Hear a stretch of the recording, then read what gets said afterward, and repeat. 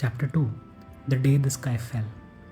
The Jedi asked for stillness, not the kind Grogu had learned while hiding to survive, but a deeper stillness that required him to remain open rather than disappear. In Luke Skywalker's temple, Grogu was guided into that space gently, seated on cool stone, surrounded by air that felt balanced and patient, as though the Force itself was asking him to trust it again rather than protect himself from it. This time, the Force was not something he was meant to reach for or control. It was something he was meant to allow. Grogu eased his focus carefully, loosening the instinct to pull inward, letting the Force move through him instead of folding around it. And as he did, the quiet began to change in a way that felt unmistakably wrong, heavier than before, no longer neutral or safe.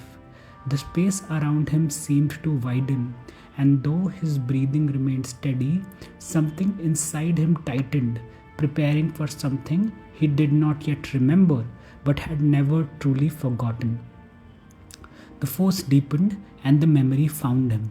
It arrived not as images but as sensation, a sudden constriction in his chest, an overwhelming sense of distance between beings who had once felt close, and the unmistakable feeling that something essential had broken all at once.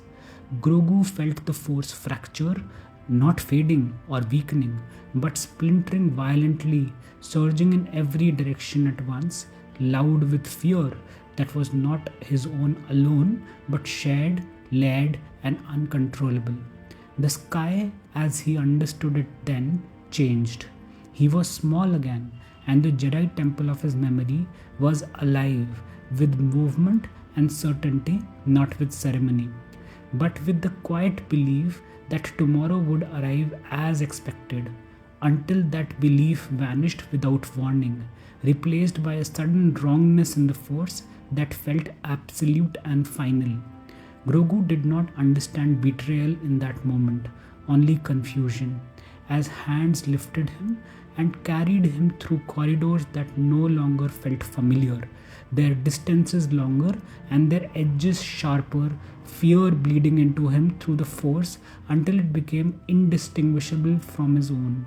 Movement felt necessary because stillness had become dangerous, and presences he trusted vanished abruptly, their signatures in the Force collapsing into absence before he could understand what had happened. Then came the sound, repeating and mechanical, cutting through space and through the Force itself, leaving wounds that would never fully heal, and the attackers did not feel like individuals so much as a wall, uniform and relentless, advancing without hesitation. The Force surged around Grogu in response, shielding him imperfectly, bending itself just enough to let him live, though not enough to let him forget. What followed was not escape, but disappearance.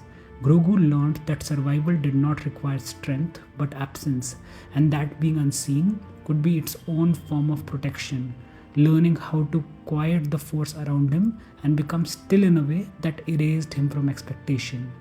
This instinct stayed with him long after the danger passed. When the memory loosened its grip, Grogu found himself back in Luke's temple.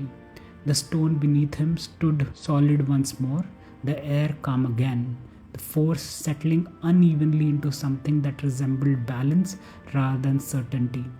The stillness no longer felt empty. It felt earned.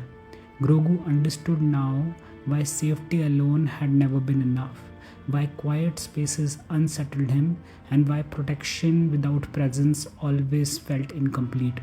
Because the Jedi had taught him how to be open. Order 66 had taught him the cost of being seen, and Din Djarin had taught him that survival could also mean being held. Nearby, the lightsaber waited, not as a promise or a reward, but as a question that Grogu would one day have to answer with everything he now remembered.